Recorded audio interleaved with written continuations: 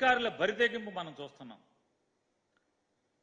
Polling రోజు హింసకు సంబంధించి హింస జరుగుతుంది అని చెప్పినా పట్టించుకోలేదు. హింస జరిగిన తర్వాత ఏకపక్షంగా వైఎస్ఆర్ కాంగ్రెస్ పార్టీ మీద టీడీపీ మీద ఎఫ్ఐఆర్లు నమోదవుతాయి, కానీ సెక్షన్ల తేడా ఉంటాయి. వైఎస్ఆర్ కాంగ్రెస్ పార్టీ కార్యకర్తలనేమో వేటాడతారు. వీటన్నిటికీ మనం ఉదాహరణలుగా బోళ్ళని కూకలుగా తీసుకోవాల్సినటువంటి అవసరం ఉంది. నరసరావుపేటలో డాక్టర్ గోపిరెడ్డి శ్రీనివాసరెడ్డి మీద ఎంత సౌమ్యుడో మనకు తెలుసు. ఆ డాక్టర్ మీద కేసులు పెడతారు.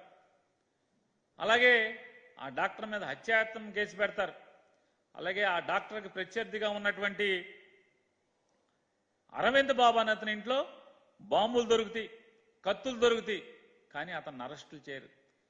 సాక్షాత్తు గోపిరెడ్డి శ్రీనివాసరెడ్డి గారు దొరకపోతే దురదృష్టవశాత్తు వాళ్ళ మామగారు దొరికితే వాళ్ళ మామగారిని హత్యాయత్నం చేస్తే దాని మీద కూడా ఎవరిని ఇంతవరకు అరెస్ట్ చేయరు.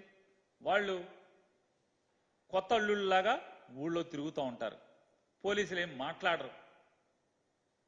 మరి సౌమ్యుడు అనేటువంటి డాక్టర్నేమో వెంటాడే పరిస్థితిలో ఉంటే చివరికి కోర్టుకు వెళ్ళి కోర్టు నుంచి రక్షణ తెచ్చుకోవాల్సినటువంటి దయనీయమైన పరిస్థితులు ఇవాళ అక్కడ పోలీసులు సృష్టించినటువంటి మనం చూస్తున్నాం. ఏ రకంగా బరితెగించే రకంగా ముద్దాయిలను వదిలేయటం, ముద్దాయిలు కాయల వాళ్ళనేమో ఏదో ఒక తప్పుడు కేసుల్లో ఇరికించడం. ఇలా ఉంటే అసలు పల్నాడు సంగతి చూసుకుందాం మనం. ఈ పల్నాడు అంతా కూడా ఎంత అంటే అది ప్రజాస్వామ్యమా, మనం ప్రజాస్వామ్య రాష్ట్రంలో ఉన్నామా లేవా? అసలు పోలీసు సినిమాల్లో చూపించినట్టుగా ఇంత బరితెగింపు ఉంటుందా?